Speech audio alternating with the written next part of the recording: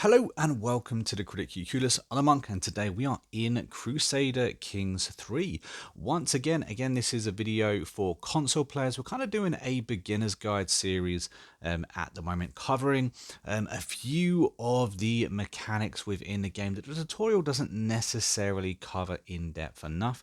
If that's something you are looking for, then don't forget to hit that like button, and of course subscribe to the channel. It helps us out so much, and it all really is appreciated. So this video is all about money, all about how to make money. I've kind of mentioned a few of the things in other videos because it's all kind of, integrated, but I've never made a video dedicated to money and the things you can do. So I've picked one of my playthroughs. We're doing okay, as you can see. We have just shy of 22,000 gold with a tick over of 78.5 gold. That's huge. That's really good. That's not easy to get to. Obviously, you can see that I'm quite a long way into my game though. When it comes to money, you really do need to think the long game, because while there are some shortcuts, they are just that. They are shortcuts. They are short, quick ways to get money. But really, when it comes down to it, you're going to be looking at in-depth infrastructure in your kingdom to get long-term money. But as this is a beginner's guide, we should probably go over from the very beginning a few little ways we can kind of top up our piggy bank to help us, well, at the beginning of the game, mostly hire mercenaries. I mean, for me at least, in the way I play, I'm always needing those mercenaries. I'm always needing more money to kind of top up my troops to help me win the next battle, because I'm kind of a warmonger and I quite like to take over more land. I think one of the first things to kind of look at is stewardship. Not only just through the council, but yourself as well. Stewardship makes a huge difference. There's a few different things you can do just from having a good stewardship. As you can see, currently we don't have a very good stewardship with this guy right now. Unfortunately, when it comes to making money though, or sorry, should I say fortunately, if we look at our lifestyle, go over to stewardship. Now there's a few things that we can pick up on almost every playthrough that really help. And when I say that, it's because normally when I say you look at your character, the character that you're currently using, a character you're going to use for the next 50 years, and kind of decide what they are best suited for. In my case, I'm okay with the marksman, martial. I'm okay with intrigue, but I'm a learned man. I've got 15 under the book, and so that's where I should really be focusing this playthrough. However, it wouldn't hurt to go into the stewardship. And the reason I say that is because, first of all, whether you're good at it or not, you've got a plus 10% you can get here on your monthly income, which is really useful. And 10% may not sound like a lot, but we are talking about minimal margins to, bump up our overall sums. Then there's a couple of really good perks that can really help out as well. And to be fair, you can only have to invest, say, 4 or 5 perks in before we actually start turning a decent profit, guys, because I'm a big fan of min-maxing. I like choosing perks here, there, and everywhere. I very rarely stick to one tree, one lifestyle tree, and just go for every single perk. Very, very rarely. When I very first started playing, that's what I've done. These days, I pick the perks I want, the perks that are going to most help me out within my game. So, up first, we have got golden obligations. This is brilliant because this will get you to demand payment for hooks. So you can simply go around fabricating hooks on people and then ask to be paid off for it. Every now and again, if you get a strong hook, that can be repeatedly demanded for payment. I think it's every 5 years you can demand payment if you have a strong hook on somebody. If you have a weak hook, it's kind of one and done. Another good thing about this mechanic is that every time you have a child, well, you naturally have a weak hook on them, meaning you can extort your family members, which can also be quite fun. We also have This perk right here, which will increase your vassal tax contribution by an additional 10%. Again, we are talking about margins, but considering they only give us about 20% anyway, this is a good extra chunk. Another thing I really like is at any price. With this perk, you can actually sell titles that you don't necessarily need anymore. There is problems with this, however. You do get a good little bit of money. You do get a good chunk of money. However, selling off your titles can come at a cost. So beware when using this, but it is another good way to make some money. The other thing I'm going to talk about, of course, is this is my domain. You get to extort your subjects. This is for the domain that you actually own. I recently done a video on domains, so if you're not sure what I'm talking about, maybe check out that video. And again, war profiteer, I find very, very useful. The reason is because, like I said before, I'm normally waging war quite often. Raising your troops is extremely expensive. However, if you have this perk, monthly income while at war is a plus 10%. So, that's while your troops are raised as well. I really like this one anyway. We also have Taxman. This is collect tax effectiveness for a plus 25%. So as you saw there, we named 6 perks, but there's no one saying that you can't jump in this lifestyle tree, grab 4 or 5 perks, then when your 5 years is up, then you can switch to whichever lifestyle you want. But then you'll have those perks running while you're alive. So if you get a nice young character, absolutely try it out. It's a great way to earn additional money. So the other thing we should talk about is, because we briefly touched on military units already, your army. Now, as you can currently see, we have 30,000 levies. I don't particularly need men at arms right now. I'm not at war right now. Therefore, having men at arms, it doesn't matter who I have. It's going to cost me a monthly fee just to have them unraised. 0.46 gold per month just for 100 Huskarls completely unraised. But if I don't have them, if I dismiss them because I do not need them, therefore they're not charging me anything whatsoever. So what I would recommend having a man at arms, especially if you are trying to establish your kingdom, what I'm saying is, at times where you feel particularly secure, at times where you have a good number of alliances. Right now we have 5 alliances. They're very strong alliances as well. It's very unlikely that we're going to be attacked. I feel quite secure and safe right now, and therefore I'm able to dismiss my men at arms and allow my money to come in. And that's why I'm earning such a huge amount of money right now, and manage to have a good amount in the bank. Another interesting thing that I found out with our units is holy orders. Now, we are actually the Patreons of these guys right here. I have leased out one of my castles. This is the castle of Portsmouth. And if we find that right now, it's right here. As you can see, we have leased it.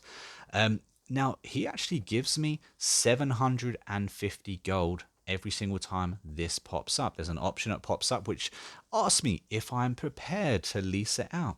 And when I do, I get 750 gold for it. Now, I'm not saying you get that every single time, as in every single playthrough. I think the amount of money you get does vary from playthrough to playthrough. But for me, it's been extremely profitable, and definitely something to work towards. Founding a holy order can be very difficult depending on the playthrough that you currently have. Also, bear in mind, if you change your religion, so for instance, right now I am a Catholic. If I was to form my own religion, which is again something you should and could look into doing to increase your money. We won't go into that right in this video. However, I have made another video about faith. So if you're curious about that, check out that video. It will be in the playlist.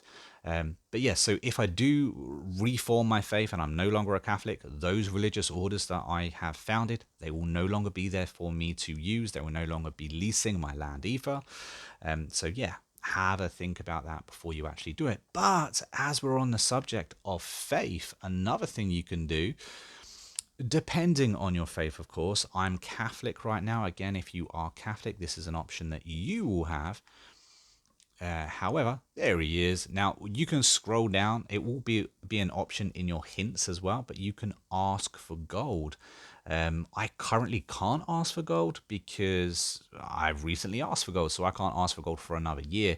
However, it does cost you 250 faith in order to get that, but it can be a decent amount of money. And what I found out is that the money that you gain from this varies depending on where you are in your playthrough. So currently I'm an empire or an emperor, so therefore I get a significant amount more than I would get if I was a duke or a king, say.